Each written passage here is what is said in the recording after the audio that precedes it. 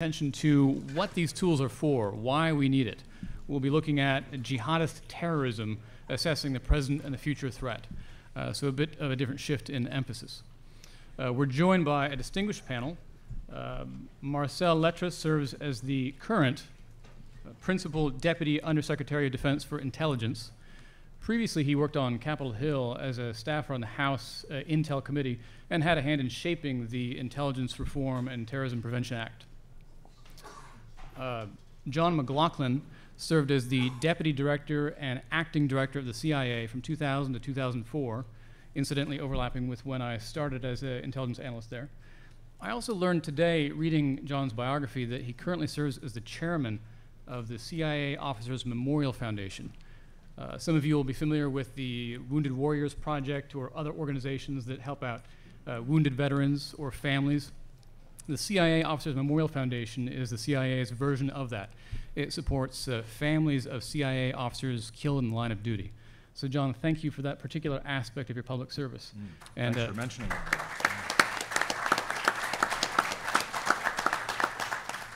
And for those of you looking for a worthy cause, I commend the foundation to you. We're also joined by Dr. Quintan Wiktorowicz, who served as a senior director on the National Security Council staff. As a professor, I have used Dr. Wiktorowicz's writings as required for my students when I'm lecturing on political Islam or Salafism or jihadist ideology. He's one of the best, one of the most careful thinkers writing in English about these phenomena that I've read. And finally, we're joined by Dr. Mary Habeck, who served as a senior advisor on the National Security Council staff, where we were colleagues. She's currently with AEI and SICE. Steve Hadley talked today about the need for thinkers who don't merely think outside the box, but who don't even know the box is there. And I think Mary fits that description very well. One last... I'll take that as a compliment. Yes. One last distinguishing feature about our panel. Among all the panels at this conference, we are most well represented on Twitter. You can follow any one of us. Hashtag self-promotion. Marcel, will you start our discussion? Thanks, Paul. And if I get 3 more followers, I think I'll have doubled my followership. But thanks, Paul. And I also wanted to thank Will and Bobby Chesney and Michael Allen and the UT community for pulling this all together and frankly for giving me an opportunity to participate. I also think it's really terrific that the turnout from this community for something like this is so strong. It's critically important to have that kind of interest in different parts of our nation because of the imperative to have strong support for intelligence and strong intelligence capabilities, and in my case, strong defense intelligence capabilities. And so for you all to take a day and a half to engage at this level and hopefully take away some insights and observations that can be brought forward for where we want to head next on reform and transformation of these capabilities, I think is really important.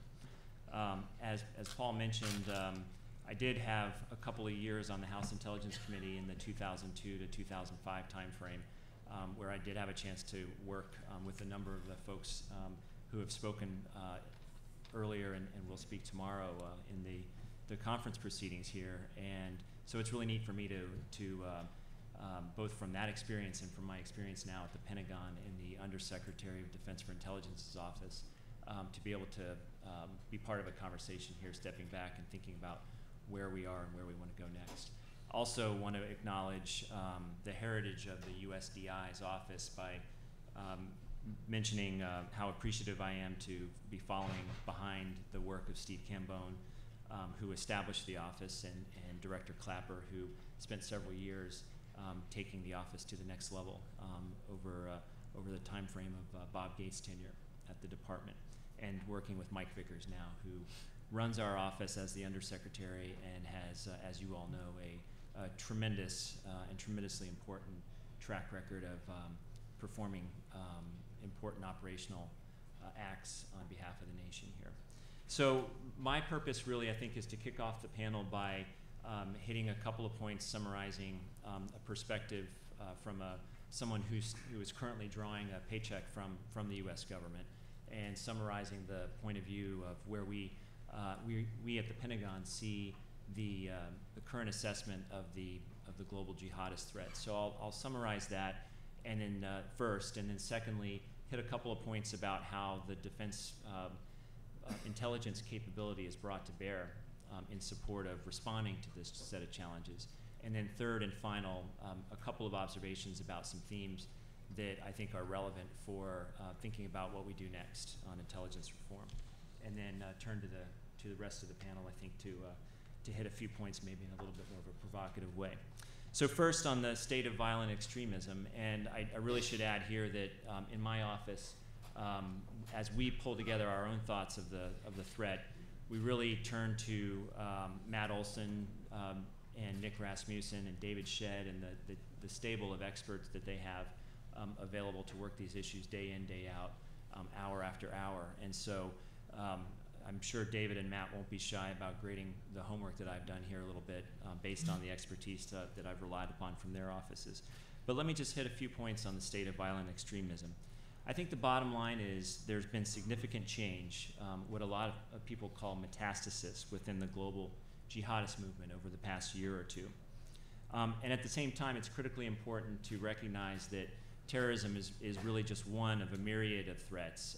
As Jim Clapper said yesterday, probably the most complex threat environment that he has seen in his 51 years of service. I think that's a view widely shared across the senior officials in government now.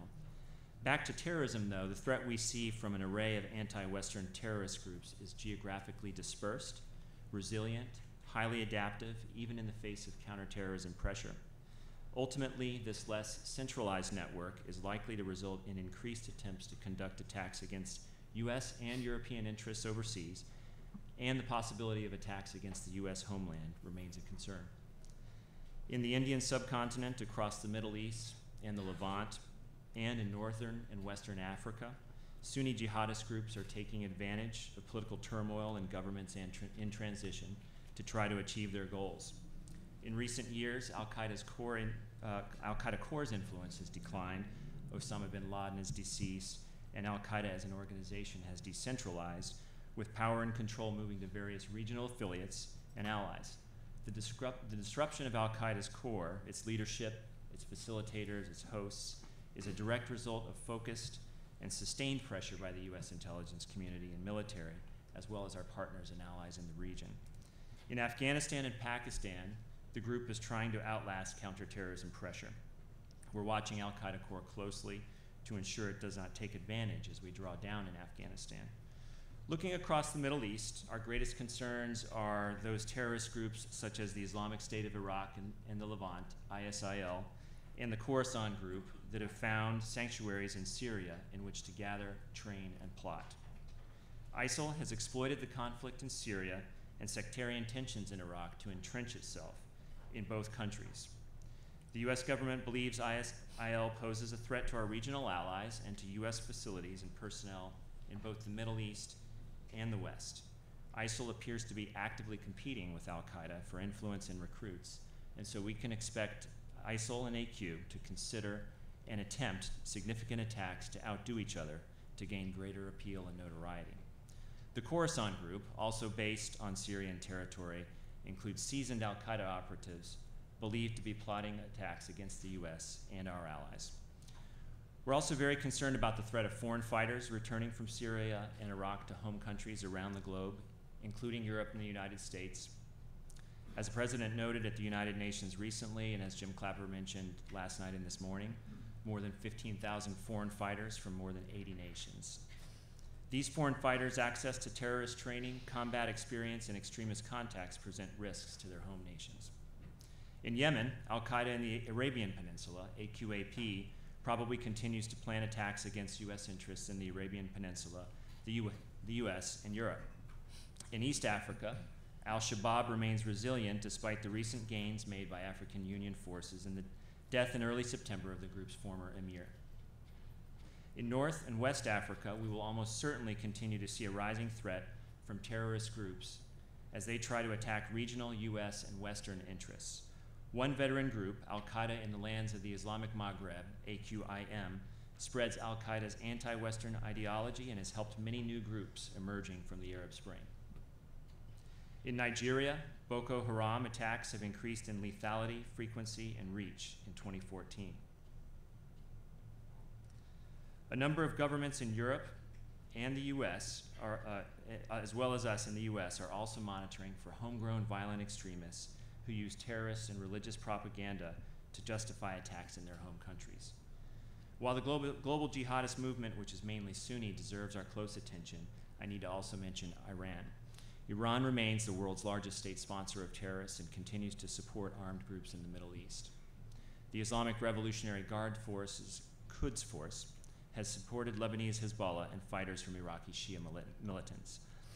Hezbollah also continues to send operatives to other locations outside Syria to plan external attacks and operations. And elsewhere around the world, we see other terrorist groups that are motivated by nationalism, separatism, ethnicity, or right-wing ideologies. They're active in Europe, Latin America, Asia, and Africa. They continue to pose a threat, albeit a limited one, to US and Department of Defense interests abroad. Now, as I mentioned at the outset, this range of violent extremist threats is in the context of an incredibly diverse and complicated range of threats and challenges facing the US geostrategically. Fragility and volatility across the Middle East, Russian revanchism, territorial and maritime disputes in the Asia-Pacific region, weapons of mass destruction, cyber attacks, all buffeting the continued imperative of sustaining global US economic leadership. In short, terrorism and a range of other threats will be persistent, will be enduring, and the implication is that they will require a sustained, well-resourced, enduring response on the part of the United States as well. So let me mention a couple of points on this second item, which is in the context of how the US government overall is addressing the threat of terrorism with a whole of government approach, how the defense instrument and the defense intelligence instrument fits into that and the role of the Department of Defense therein. For some years, the US has pursued a comprehensive strategy of American leadership to address these challenges involving all elements of America's national power, economic and financial, diplomatic, military, and intelligence. We've seen the strategy deliver results across a diverse range of theaters. Now, noting in May, President Obama at West Point indicated that for the foreseeable future, the most direct threat to America at home and abroad remains terrorism. He described in these remarks at West Point an evolution underway in our counterterrorism strategy to more effectively partner with countries where terrorist networks seek a foothold. At the Defense Department, our support to counterterrorism efforts is basically summarized in four primary areas. First, global coverage. We are providing a range of intelligence, surveillance, and reconnaissance capabilities from Afghanistan to North Africa to find and fix terrorist networks. Second, indirect action and building partner capacity. We're working closely with our partners to enable them to conduct effective CT operations. We've supported French forces in their campaign against AQIM in Mali, providing intelligence and other enabling capabilities, and we've trained, equipped, and enabled the African Union forces, AMISOM, in Somalia. These operations reduce the demand on US forces and promote greater CT cooperation amongst our partners and allies. Third, direct action, utilizing military forces, primarily special operations forces, to conduct counterterrorism missions, conventional military operations where necessary, special direct action missions, precision strikes on known terrorist targets, and building partner capacity. And fourth, relatively recent piece of work is the support to counter ISIL, leading key efforts in the counter ISIL campaign to include airstrikes, advising and assisting Iraqi security forces at the request of the Iraqi government, and with the continued approval of Congress supporting the training and equipping of moderate opposition elements in Syria. We judge this whole of government approach across many lines of effort essential to putting pressure on and ultimately disrupting, dismantling, and defeating terrorist networks that threaten the US and our interests. The intelligence and military instrument has been critical to these successes we've had. In order to continue to make gains against this threat, we'll need to continue to transform, continue to adapt, and to fully resource this strategy. and we're very focused on doing that in the defense intelligence arena. Finally, let me close by returning to the theme of the conference. As the global jihadist threat evolves, metastasizes, and endures, what does this mean for intelligence reform? Several key areas to me are most important. I'll just mention 4 of them and look forward to a discussion in the Q&A as appropriate. First, we must push for a culture of innovation and adaptation across intelligence agencies. Our adversaries are adapting every day. We must do the same to stay a step ahead. Second, we must continue to press for further integration across the intelligence community, of course, but also between the military and the intelligence agencies and across the whole of government. Integration really has been a key contributor to much of the successes we've had against this threat since 9/11. Third, partners and partner capacity remain key force multipliers. We have to continue to build and invest in key partners. This involves becoming more agile and responsive to partner requests for intelligence support for their CT operations, and optimizing the way we disclose information to our partners in foreign disclosure policies. I'd also mention here that Congress has been asked to support this network of partnerships from South Asia to the Sahel through a new counterterrorism partnership fund of up to $5 billion, which will allow us to train, build capacity, and facilitate partner countries on the front lines. The objective is to develop a more flexible response to meet emerging terrorist threats. And fourth and finally, we must continue to invest in key intelligence capabilities to ensure global coverage, strong counterterrorism and counterproliferation capabilities, protections against cybersecurity, and possible threats from inside the wire. I guess at the end of the day, I'd say that this last piece is the most important, the piece about sustained resources to, in an enduring way to address what is proving to be an enduring challenge. And around the need to create an ability to have an enduring, well-resourced strategy is frankly a need to continue to strive for a bipartisan consensus around these threats. So I'll stop there with the hope that the conversation that we've been having over the last couple of days helps lead us towards a roadmap for what we do going forward to drive the next decade of work on intel reform. Thanks. Thank you. John?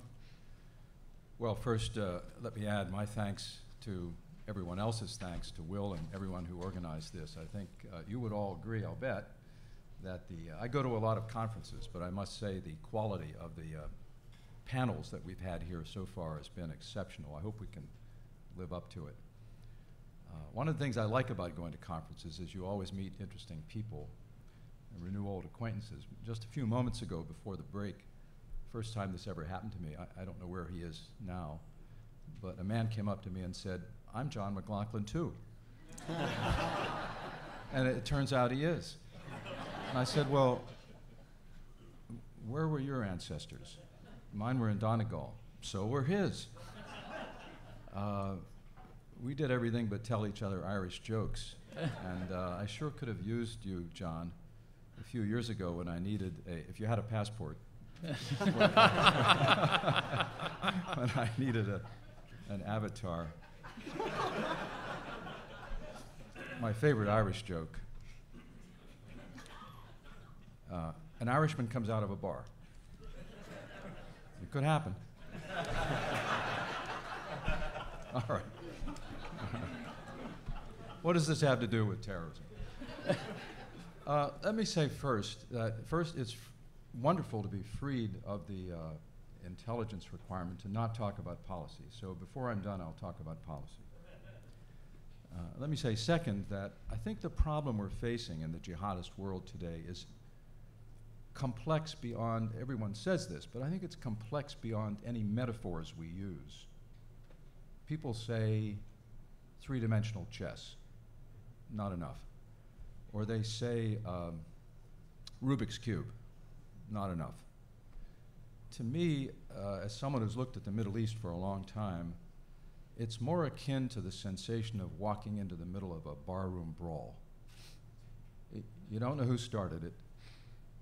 You're not sure you're in the right bar. You're not sure who's fighting whom. You're not sure who's actually fighting and who's just watching. You're not sure where you should intervene and who would be on your side.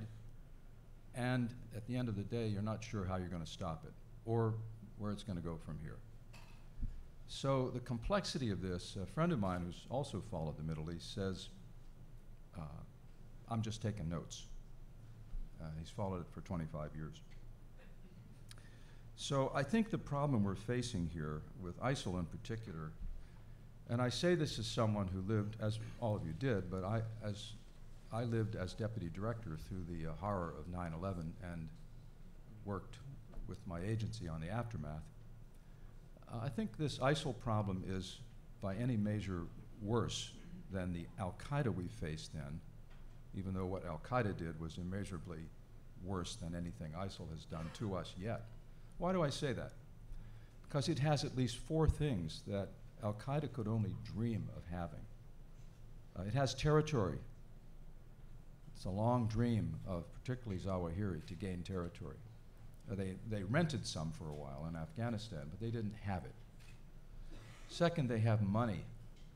I mean, one of the last pieces of intelligence I remember was a letter from Zawahiri to Zarqawi asking for money. These people have money, lots of it. Marcel can give you the estimates, but it's certainly in the millions or hundreds of millions. Third, they have access. You've all heard the stories of, probably 2,000 Western passports, among which there may be 100 or so Americans. So they have access to us. And finally, they have motive, number 4, in that this competition with Al-Qaeda, the way you win this competition is to outdo Al-Qaeda in the area where Al-Qaeda has made its mark. So when people debate, as they often do, whether they pose a threat to us, I say the answer to that question is, duh. Of course they do. When you hear the intelligence community says they're not an imminent, we have no evidence that it's an imminent threat. Let me translate for you what that means. When the intelligence community says that, that means we don't have a piece of information here today which gives us the ability to confidently tell you that they have a plan for attacking us in some horizon we can tell you about. But that's not when you want to catch them. You want to catch them when they're lighting the fuse. You want to catch them way downstream, which was the strategy we followed after 9/11 and which allowed us, I think, to basically take down the 9/11 leadership of Al-Qaeda, disrupting. So at this point, I would say as an outside observer that we've turned, in dealing with ISIL and some of the things that Marcel talked about, we've turned what was a looming disaster into, at best, a fighting chance against these guys. We have a fighting chance against them. Now, how did we get here? Will had asked me to talk about a paper I wrote 18 months ago, and I'm not going to go through that because that's history now, but let me just mention the 4 trends that then I said were crystal clear, even though none of us could see where they would end. Just ticking them off quickly. The battlefield changed when we left Iraq. It changed. And we were leaving Afghanistan. You don't have the granularity from an intelligence point of view to have confident, on-the-ground knowledge of what these guys are doing and where they are and so forth. Second, governance changed throughout the MENA region, the Middle East, North Africa, in ways that many people have talked about now, opening up vast territories that were, as people have said already, ungoverned. That's really important. And I'll give you some examples of that before we're done here today. I did a study helped a study for a Norwegian oil company on an attack they experienced at In Amenas, Algeria, which most people have not paid much attention to, but it was one of the most significant attacks terrorists have carried out. About 30 terrorists, about 40 hostages were killed. This was a natural gas facility managed by Statoil, BP, and Sonatrach. The interesting thing about it was that the guy who carried it off, a guy named Mukhtar Belmokhtar, had put together a network of people from all across North Africa and Sub-Saharan Africa. Algerians, Mauritanians, Egyptians, Libyans, Algerians, porous borders. changes of governance throughout this area. Third, they're learning a lot. They've gone to school on the mistakes they've made, and I'll just leave it at that. We can come back to it. But the whole idea that when they take over a territory, they have to do something. They have to pick up the trash and keep the electricity flowing. They've figured that out. Brutal as they are, they've figured that part out. And finally, the trend of Al-Qaeda of Iraq and, of course, Syria was obvious, but it was obvious about 18 months ago that Al-Qaeda was, or that Iraq was deteriorating. I had military officers that I would speak with come back and say, there's no border there anymore between Iraq and Syria. This is 18 months ago. And so those are all precursors of how we got here. What are the challenges ahead in dealing with ISIL? Let me mention 5. We have to pay attention to what's going on in the Iraqi government. As an outside observer, I mean, everyone says the new leader, al-Abadi, is doing pretty well. People like him, but I'm not so sure. He hasn't yet found the way to appoint a defense minister and an interior minister. One of those has to go to a Sunni, or he's lost the Sunnis, the tribals, who are essential to rolling back ISIS. And he's made a number of mistakes. I'll just leave it at that. But we can't applaud yet on that score. And if the Iraqi government doesn't come together, the fragile foundation for what we're doing is eroded, because that's why we're doing it, in a way. I mean, you have to have a government there that supports what you're doing on the territory you're doing it, and can enact policies that will bring the country together ethnically. Second, the coalition. We are now leading, at least in my memory, the most diverse coalition of people, countries, that we've ever led for this period of projected time. Yes, in the Bush 41 administration, we had a coalition that was remarkable, but it didn't have to last this long against this complex a problem. Things will pop up in this coalition. Third, we have to really match the capacity to adapt on the part of these terrorists. When you attack terrorists, one of the things I learned is you don't always destroy them, but you always change them. It's not like attacking tanks. You destroy tanks, they're gone. You attack terrorists, they adapt, particularly ones as committed as these guys. So, as everyone says, I think that our military is now saying, yes, they're blending into the population, they're dispersing their forces. We have to adjust to that adaptation. Fourth, we have to get over the boots problem. Just stop talking about boots. We're going to have boots in there at some point. When I think back to those early days in Afghanistan that I think Steve Slick referred to, one of the secrets to success there was the capacity of special forces to come in with CIA teams and laser designate targets for big military. We're going to need that before this is over, because we're hitting the low-hanging fruit at this point, I think. The targeting will get harder. I remember how hard it got in Serbia after a certain period of time in the Balkan Wars. And just let me say something about bombing. When I was a soldier, I'm a great admirer of air power. Some of my best friends are fighter pilots. But it has its limits, and the Pentagon has not oversold this. I think the Pentagon has been very honest in saying what we're doing from the air has limitations. I was in Vietnam in the Army. I hadn't heard of the CIA yet. And I had a friend who was a B-52 targeting officer. Now, a B-52 strike is 3 kilometers long and 1 kilometer wide. And I said, Jeff, plot on a map for me where we've been putting B-52 strikes over the last couple of years. And we were in 3 Corps Tactical Zone, which were the 12 provinces surrounding Saigon. And he showed me some of the worst areas. Every single inch had been covered by a B-52 attack. Yet these guys kept popping up. So, get over the boots problem. Finally, worry about strategic surprise as a challenge ahead. What could that be? I'd be careful about talking about Baghdad as though it's invulnerable. Again, Going back to my Vietnam experience, I was in Vietnam about 2 years ago and looked again at the Tet Offensive. These guys worked their way through infiltration corridors into Saigon in 1968, carried out attacks all over the city for 2 or 3 days and lost. They lost, but the war was never the same. So all these guys have to do is filter in, carry out terrorist attacks around the city, and it could shake the coalition very badly, so strategic surprise ahead. Worry about those things. Let me cover two other areas, as I'm pushing my time a little bit here, but 2 other areas. So what do we need to do? Here's where I get to be the policy guy.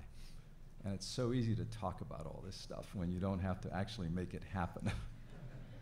It's a joy. Keep the pressure up relentlessly. With terrorists of this sort, you can never let up. After 9/11, we never let up. You cannot let up. You cannot even talk about victory. You can't even talk about strategic defeat until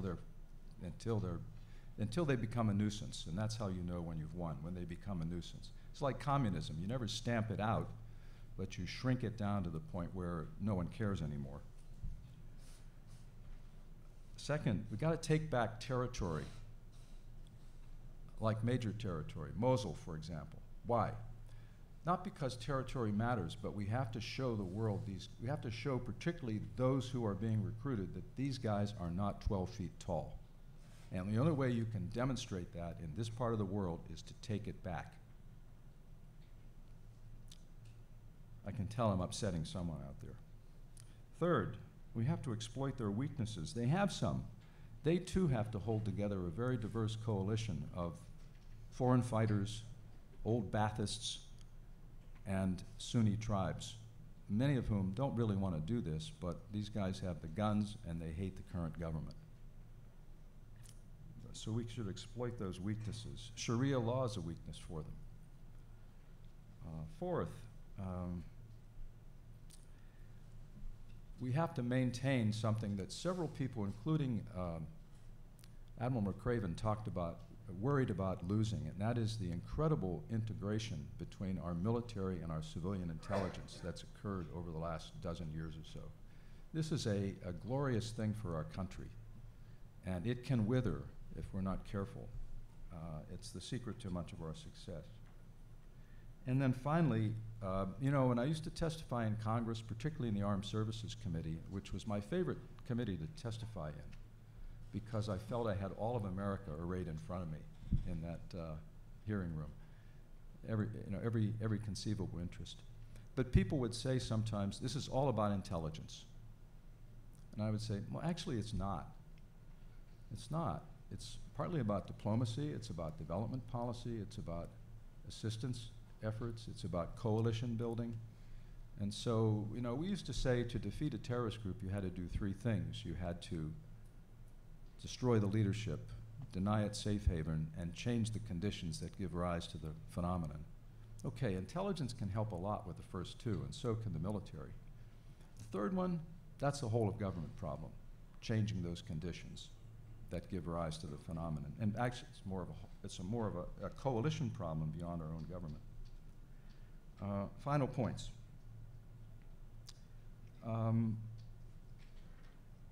Thinking about terrorism in the future, what should we worry about? Again, this is more in the category of strategic surprise. I would say be careful about giving up on Al-Qaeda. We tend to think that core Al-Qaeda is defeated. Well, they're in a competition with ISIL now. They have an incentive to try and come back, so we have to keep our eye on those guys.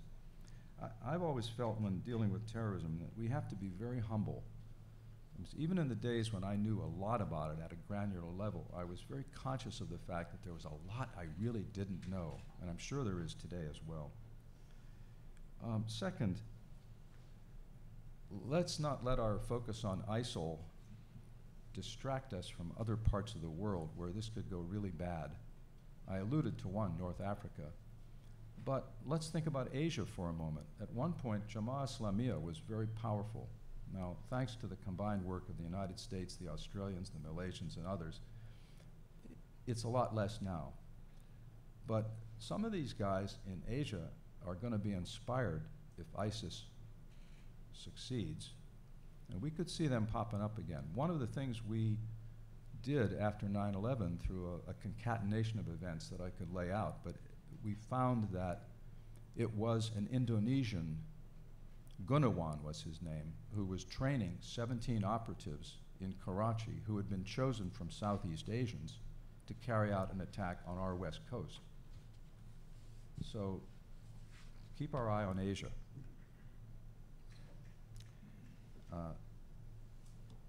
Finally, this networking phenomenon among terrorists, that deserves a lot of attention. I don't know how much we know about what it means operationally that Al-Qaeda in the Arabian Peninsula has associated itself publicly with ISIL, or that Tehrik-i-Taliban, the Pakistani Taliban, has associated itself with ISIL. I don't know the intelligence behind that or what it means operationally.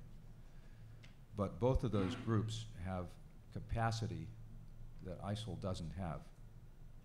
The first one has bomb maker capacity in a fellow named al-Siri and others. The second one attempted to carry out a bombing of Times Square, inspiring someone to do that. So that networking phenomenon among terrorists is one that deserves a lot of our attention. I'll leave for further discussion what this all implies for the intelligence community or for the intelligence reform. Thank you. Quintan? Well, John has inspired me to find another Quintan Wiktorowicz, so if there's one in the audience, I too need an avatar, and I don't think I'm ever going to get one. Yeah, I think there's only one of me, probably fortunate. So I'm going to bring us back to the summer of 2005. We're about 4 years into the war against Al-Qaeda. Predominantly, it's been led by kinetic and intelligence activities and actions. And then the 7/7 tube attacks happened in London. And I was brand new to government. I think John was still at my home organization. I'd been there for about 2 months, and Juan Zarate reaches out. I think he was new to his job and asked me to come in. We had this really very formative conversation, both about how people were being radicalized and what the US government long-term should be looking to do. And a lot of the focus on the conversation on the how people were being radicalized had to do with the very interpersonal dimensions to it. Radicalization is not about block recruitment. It's not like Al-Qaeda would issue messages and then 1,000 people would just hear that message and flock to Afghanistan and Pakistan. Instead, typically you would have a radicalizing influencer at the local level who would take that global meta-narrative and they would repackage it and pitch it at people in a one-on-one environment or in small groups such that they could resonate with them. So they would play on that person's personal biographies, their fears, their aspirations, to really make it a very, very compelling argument. Now, from a government perspective, I find that really frightening, because what can government do when the level of radicalization is in the niches of society, in that very interpersonal space where government doesn't really have the assets, the resources, or even the cultural proficiency to interdict? And I think, you know, that was the first time I'd had a conversation with anyone about the need for a global counter movement. We didn't need denouncements, just denouncements of Al-Qaeda or 9/11. What we needed was a no-kidding counter movement at high and grassroots level, led by Muslim communities which were on the front lines. This was their sons and daughters that were being recruited, and they were in those spaces and better able to identify when threats were emerging to help us through a partnership process. So we said that, and this is almost 10 years ago. Where is the counter movement? Right? We're 9, almost 10 years on, and it's not that there hasn't been a lot of activity. I mean, there have been denouncements left, right, and center since 9/11 by Islamic scholars, Muslim communities, advocacy groups, and there are a lot of different discrete programs to counter violent extremism in places ranging from Tunisia all the way to London in the United States, Canada, and actually globally. But we still don't have an interconnected global movement or counter movement against groups like ISIL and Al-Qaeda. So what I'd like to do is postulate why that might be the case, and then to provide a few suggestions on where government might be helpful in developing that counter movement, because I think in the context of ISIL and the way that that's developing, it's very much needed. So why don't we have this counter movement? I think personally that there are three key reasons. One is something that I would call the paradox of moderation. The bad guys think about this all day long. They do this 24/7. It becomes who they are. Mainstream Muslims and moderates, on the other hand, have very ordinary lives like all of us. They have jobs, they have families, they take their kids to school maybe or to extracurricular activities, and then they try to have some kind of discretionary time where maybe they relax a bit. So they're not on this 24/7, and they're not counterterrorism practitioners. So the very people we need aren't really incentivized to engage in this in a sustainable and ongoing way. We have to really consider what we're asking communities to do and put yourself in their place. If someone came to you today and said, look, I know you're going to school, you're working a job, you've got 2 small kids, you're exhausted at 9:30 at night, do you mind at like maybe 10 or 11 going online for the next 3 to 4 hours to counter ISIL? I mean, most people are just going to look at you like, that's not my job, it's the government's job. National security is a collective good, which means that regardless of whether a member of the community contributes to the fight against ISIL or not, they'll benefit from the programs that governments and others do. So one of the key questions is, how do you incentivize people to get mobilized on this issue globally? The second, I think, has to do with the way that counter-radicalization initiatives and programs that have come out have grown. They have tended to be very specialized, discrete programs. So you might have a youth outreach program in one city. You might have Islamic scholars in another place training imams about Quran and Sunnah and how you address the religious and theological elements of al-Qaeda's arguments. But these are not connected to one another. So they tend to have isolated impact against a phenomenon that, as John mentioned, is incredibly complex. There are so many variables involved simultaneously that even if your program is really good at the local level and you're pushing on it, it's not going to have strategic impact, which is, I think, what we all want to have. We want to have strategic impact on the radicalization environment. I want to give you 2 concrete examples of this. One at the grassroots level, and then another at the level of Islamic scholarship. So prior to my last job in government, I was based out of our embassy in London. We set up a pilot program to go into hotspots of radicalization where we knew recruitment was taking place, to identify key influencers, and then to build partnerships with them in a meaningful way to counter recruitment, again, at the very local level. So one of these key influencers had been recruited in 2001 by al-Qaeda. In about November or December, he traveled to Pakistan, crossed the border into Afghanistan to fight against US forces, coalition forces, and was completely disillusioned by what he saw from al-Qaeda and others. He was absolutely mortified. He turned around, went back to London, and set up a community organization to prevent kids from going down the same path. He was and is still incredibly impactful, and he has done a number of interventions that, no kidding, have stopped young people from going off to join groups like al-Qaeda. The reason that he is so good at what he does is he is in that position to interdict in the interpersonal space because he's from the community and he knows the community. He was once telling me a story about a young 18-year-old who was being recruited by his older brother into al-Qaeda. And the first question I asked him is, how did you know? Like, how did you know in the first place that this kid was in trouble and you needed to do something? And his response was very telling. He said, look, I've known this kid for 6 years. I know his 2 brothers. I know all of his friends. And I knew what he was saying to me wasn't coming from him. Someone was feeding him those lines.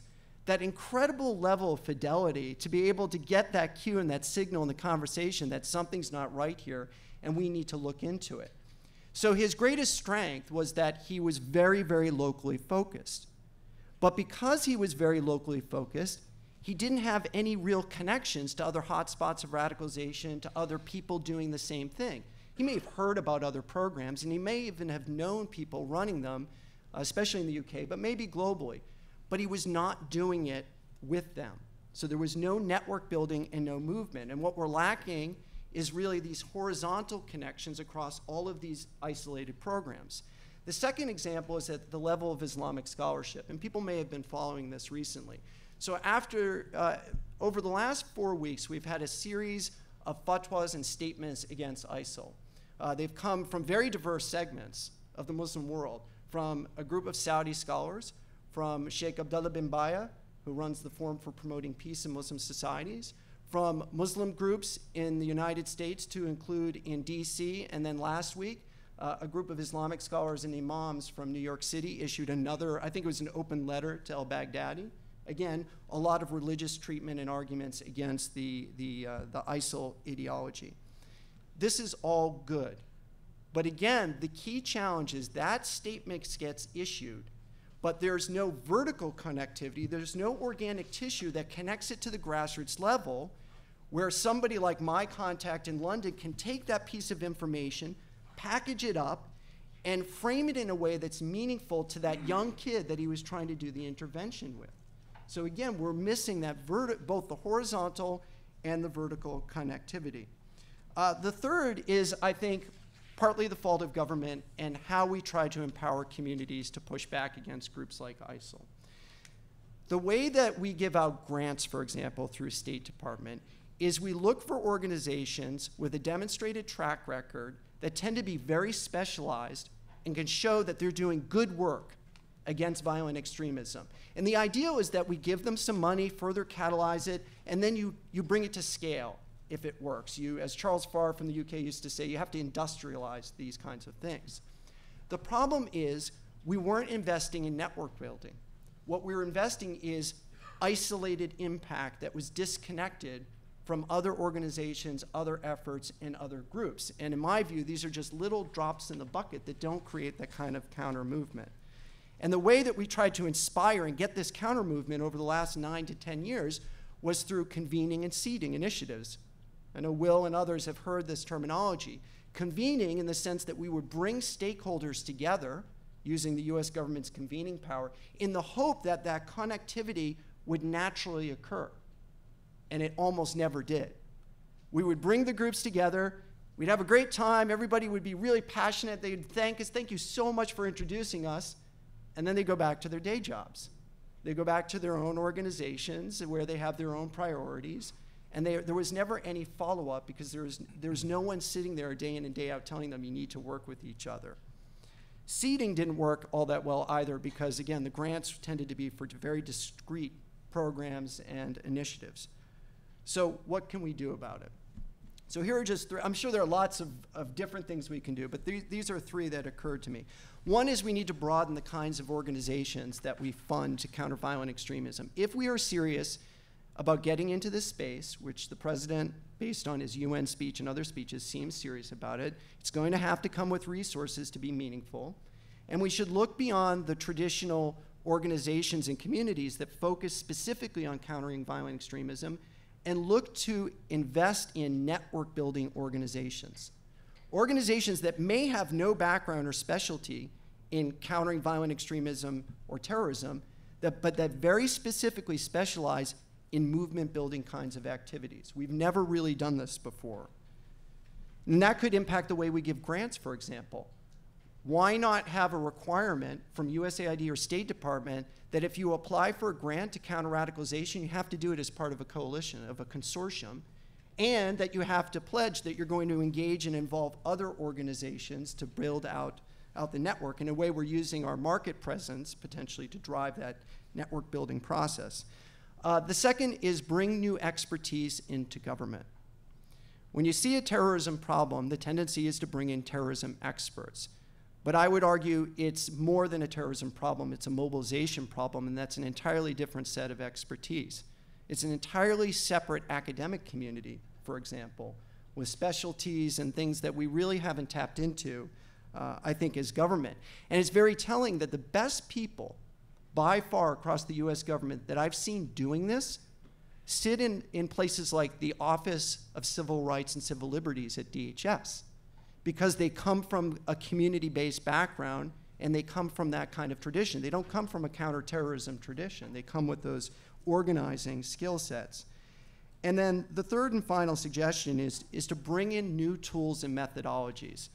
I think we're still using a lot of the same approaches to countering violent extremism, and they haven't really tended to work. So why not try things like crowdsourcing? I've become a huge fan of crowdsourcing for a variety of different reasons. And the US government, under the America Competes Reauthorization Act, is authorized by Congress to use prize competitions to fulfill their missions. They don't even have to go back to the Hill for money. They can use their currently appropriated funding to actually run a prize competition.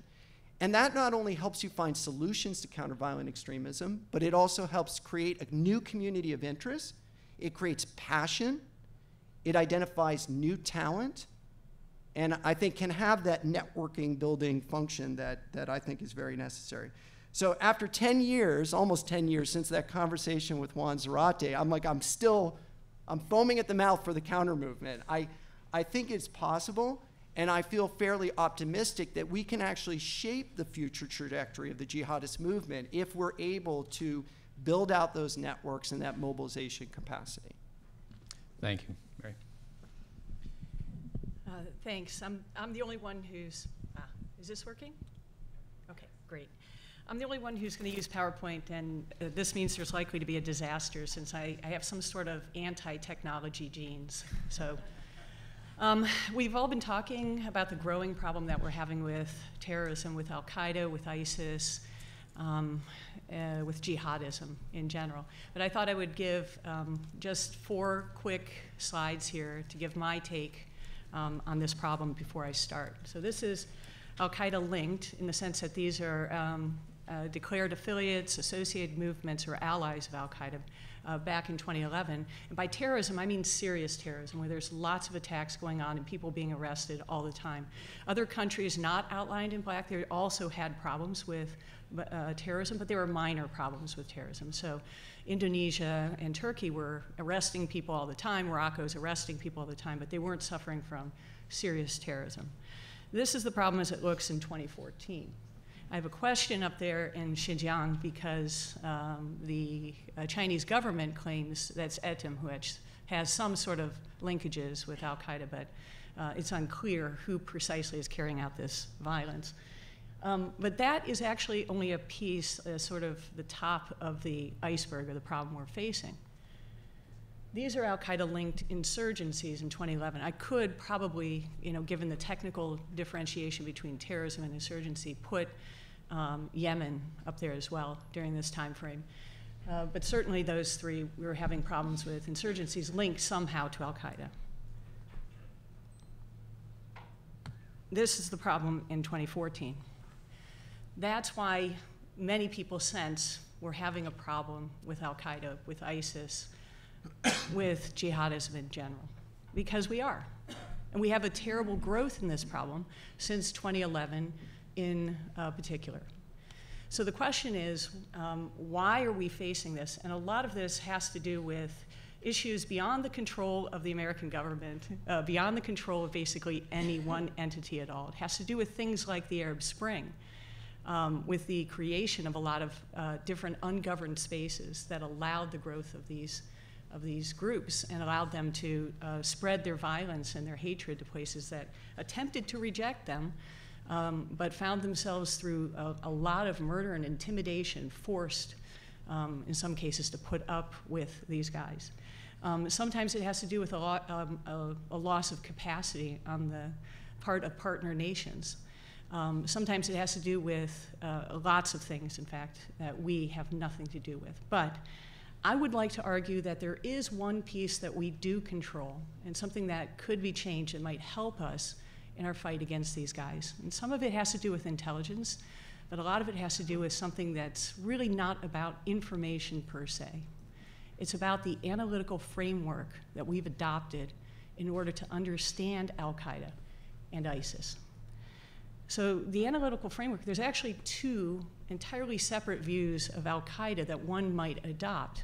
The first of those views is in fact the majority view, and it's the view that's accepted within the government today, at least as far as I know. It's the one that was best expressed in the 2011 National Strategy for Counterterrorism. And it's been re-expressed over and over again by our top leaders in the counterterrorism field. That is that al-Qaeda consists of basically three parts.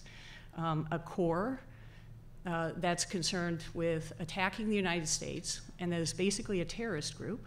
Affiliates that are sort of more locally focused guys that have some kind of relationship with that core, but it's unclear what. And then these so-called adherents that are the sort of people who get radicalized and go off and support these guys, sometimes through lone jihadism.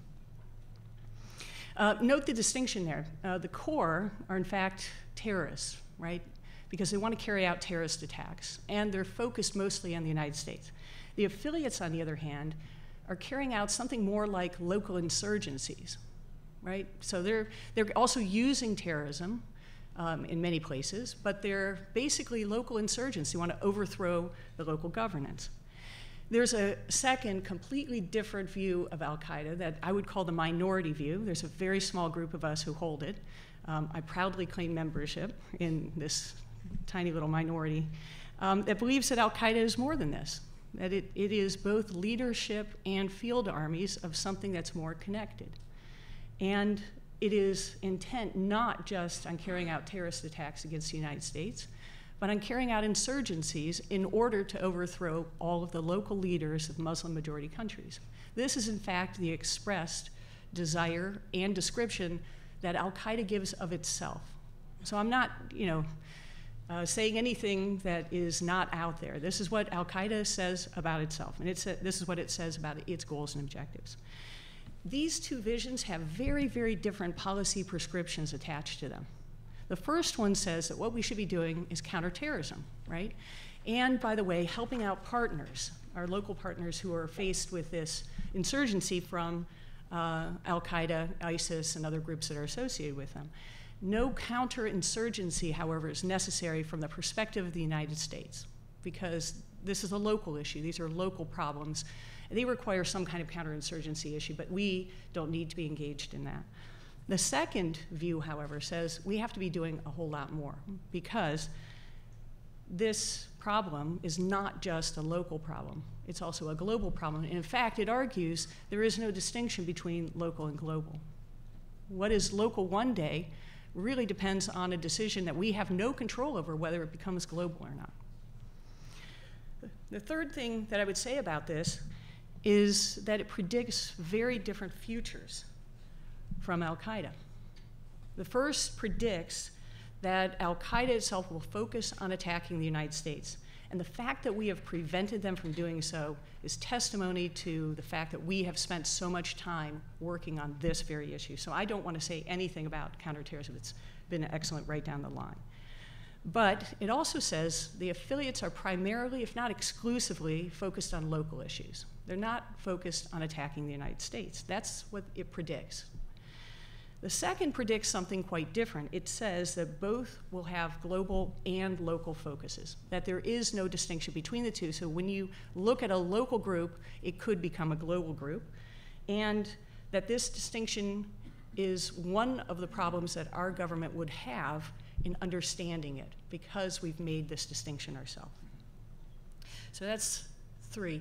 The fourth thing that I think we can say from this distinction here is what difference does this make in our actual actions? Well, first of all, you have to understand that from an intel perspective, this is not really about information or intelligence per se. We have all the same intelligence. We all, have the same information. Across the board, there is plenty of information for people to make up their own minds. What this is really about is an analytical framework.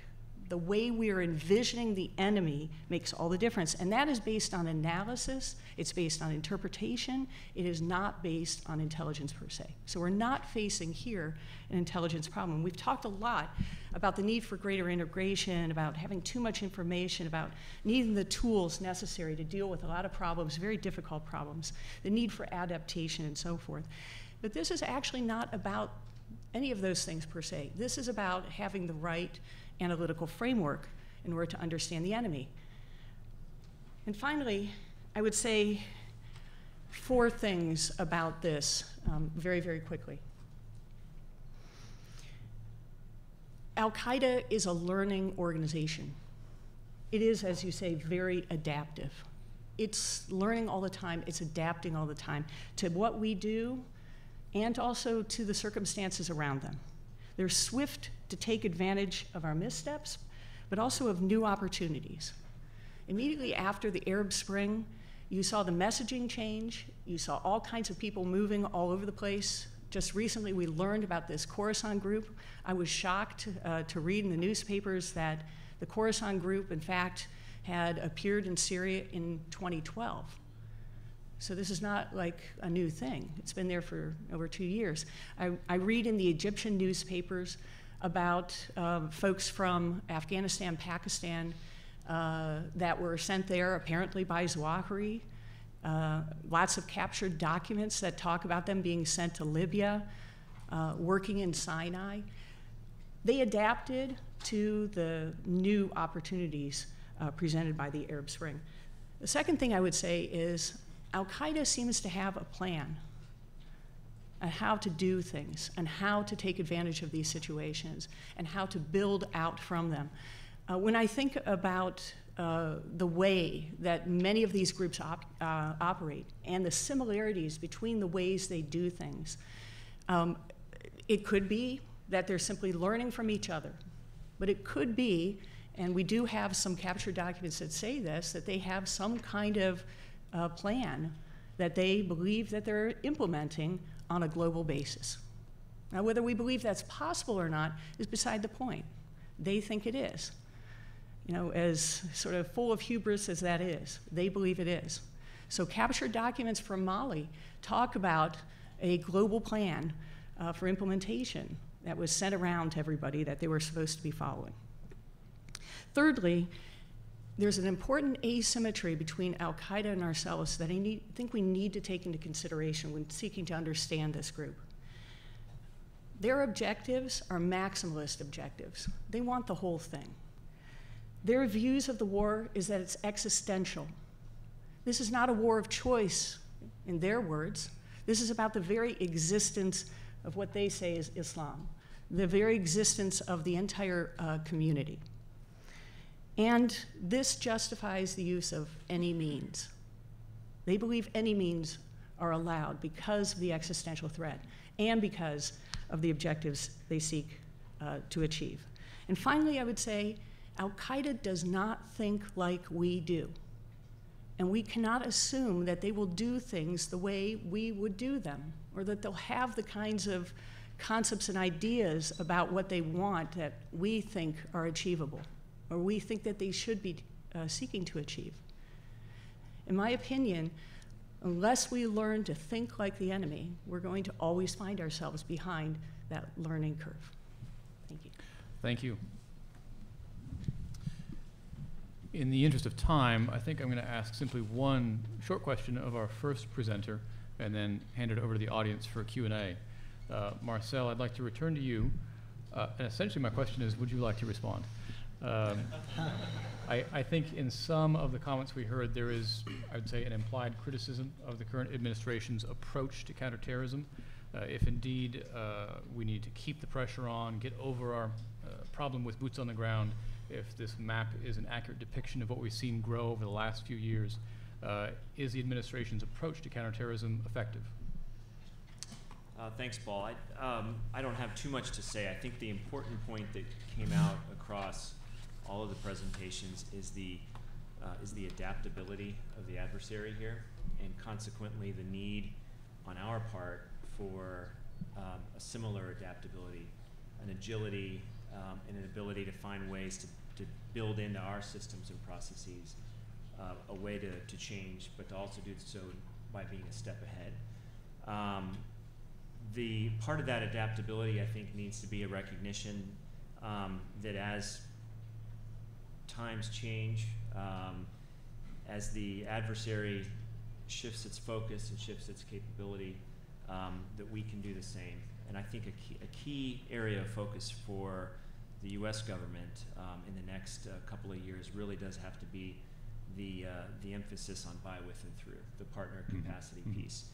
Mary gets at this a little bit in her commentary about the need to think a little bit about the aspects of this problem set that may lend themselves to counterinsurgency principles. And I think building partner capacity is an incredibly important piece of that.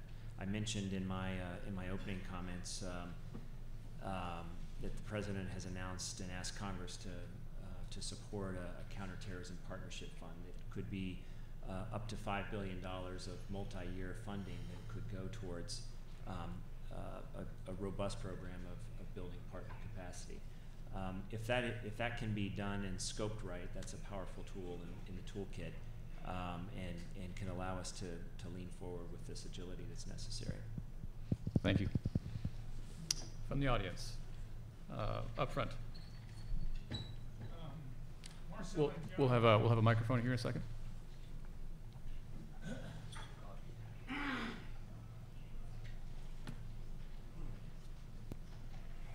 Thank you. This is a question for Marcel and John. Oh, you can't hear me? We can hear you. Is that better? It's turned on. We'll Okay. repeat your question. A question for you, too. I'm an NBC analyst on TV, and I was on this weekend, and they asked me if the U.S. strategy was winning, and I said no. And there's some data points here. B-1 bomber flying in slow circles over Kobani with the pilot looking for targets with his eyes. Major element of our deterrent strategy is out plinking for targets. And as a veteran of the Coastal Air Campaign, I can tell you that's disturbing. Warping of how the air power is generally used. At the strategic level, news today is that the ISIS crowd has got their opposition corralled up in the eastern edge of Kobani. Are we not at a point here where short-term lack of success is going to disable our ability to succeed at the strategic level?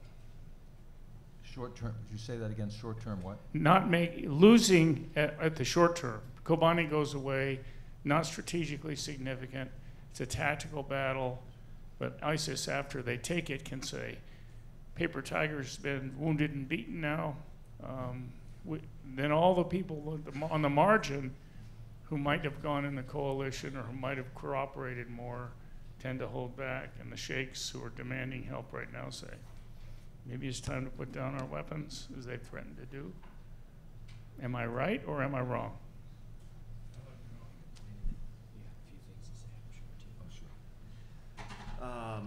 Look, so I think the important thing to keep stressing here is one that many U.S. government officials, from the president on down, and to include General Lloyd Austin just today during this conference, had a press conference to provide an update from the Pentagon on where things stand. The important point here is to make sure that people understand that this is a long-term effort, and it's a multifaceted effort. For us, it's 4 lines of effort. One of these is the current airstrike activity. A second is to look at supporting Iraqi security forces, and potentially, as that effort matures, migrating into an ability to train and equip moderate opposition forces in Syria. A third line of effort is getting after the financing, the ideology, the counter ideology, and the flow of foreign fighters. And a fourth effort is humanitarian. All of this is not built up in days or weeks. It's months, if not years, and it's just important for us to keep emphasizing that point, which gets to the question of resources that I mentioned earlier. An effort along that kind of a time frame does require a commitment. It does require a sustained level of resources and a consensus amongst both the executive branch and the Congress that this is a fight worth having, and it is because of the challenge that we face. Yeah, nothing I'm saying should be taken as a criticism of what our military is doing. In fact, what I admire is that they're very clear about what we're doing and what the limitations are. I read General Austin's comments too, and he was about as straight as you could be on this in terms of estimating the chances for Kobani falling. If it falls, I think it will be a big symbolic victory for the other side. No question about it. No question about it. Big recruitment victory. I'd agree with what Marcel said. This is a time when our national leaders, starting with the President, Secretary of Defense, Secretary of State, are really going to have to talk to the public about this being a long-term struggle that will require persistence. We need to, and when I say get over the boots problem, I'm not talking about going back to Iraq in the strength that we were there at some point. But if you're using Apache helicopters, your risk level's going up. If one goes down, you have a rescue problem. You have then a force protection problem. At some point, and for all I know, we are planning for this.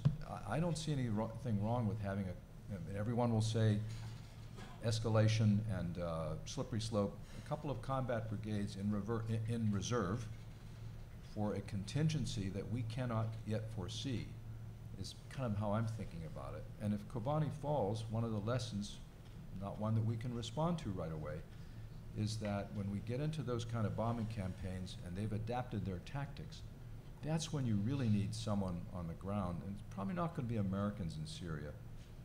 Then you get into the problem of the long-term problem. Presumably, as we train this force, which I hear will take about a year, we think in Saudi Arabia, now Turkey appears to have agreed to house some of that training.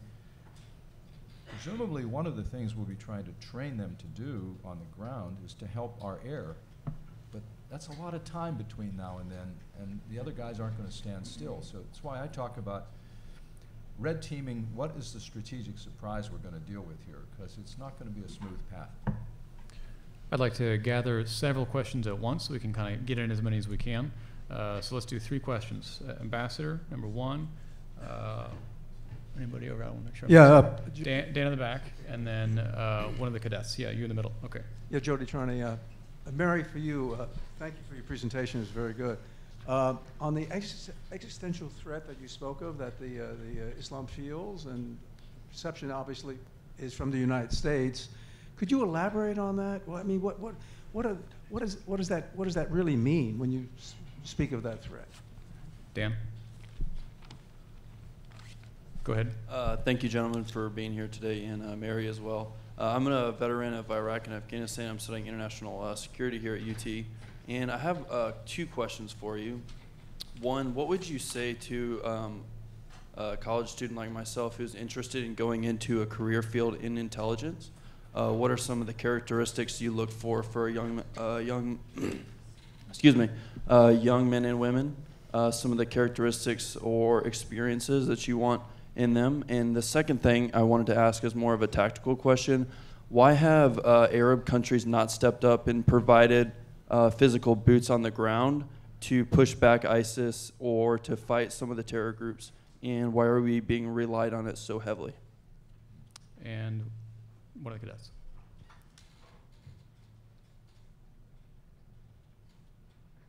Hi, my name is Francis Ambrosio. I'm a cadet in my 4th year at West Point. I'm planning on entering a ground combat branch in the Army.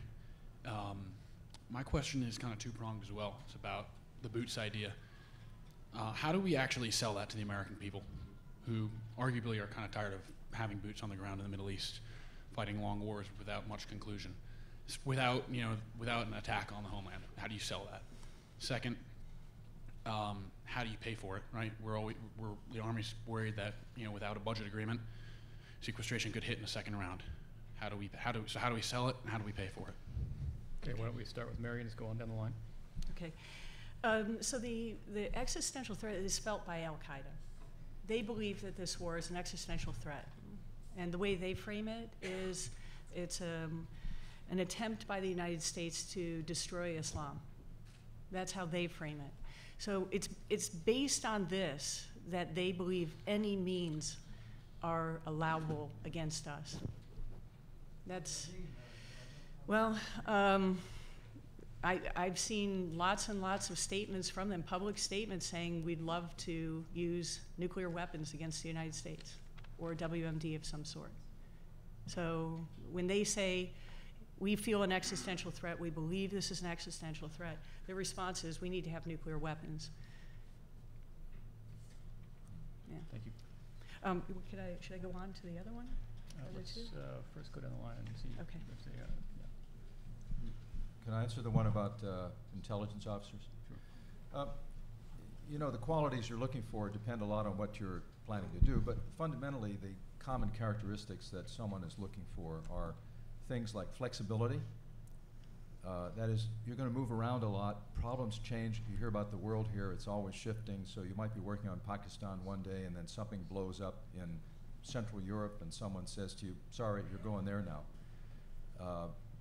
Teamwork, because even though you get to stand in the spotlight now and then, an awful lot of the work you do is involved with others in teams, because you're increasingly in the integrated environment that Jim Clapper talked about, bringing capabilities together across the board. Thick skin, because you're in a profession where you are dealing with incomplete information, deception on the part of the adversary, and a capacity to look ahead. You're going to make mistakes sometimes. It's mathematically certain. Everyone's going to come down on you. You've got to be ready to work through that.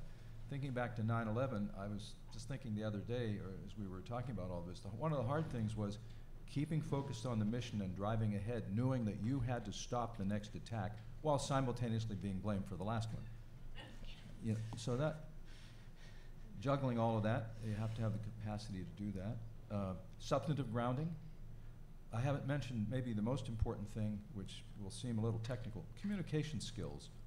Ability to write quickly, brief quickly, take complex ideas and boil them down into things that are simple but not simple-minded and present them to anyone from the president to the desk officer at State Department.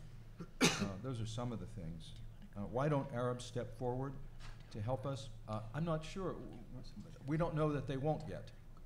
I wouldn't say that yet. That gets into the long-term nature of this. Thinking back to Saudi Arabia, they weren't all that, they weren't as helpful as we'd like them to be before 9/11, and after 9/11 they were more helpful, but not as helpful as they became in 2003 after it became apparent to them that they were directly threatened too. I think they actually see, the Arabs now, actually see a direct threat. I think they feel threatened by ISIL, and I could walk through that if we took more time, why they do. So I wouldn't count them out yet. You know, I just wouldn't do that yet.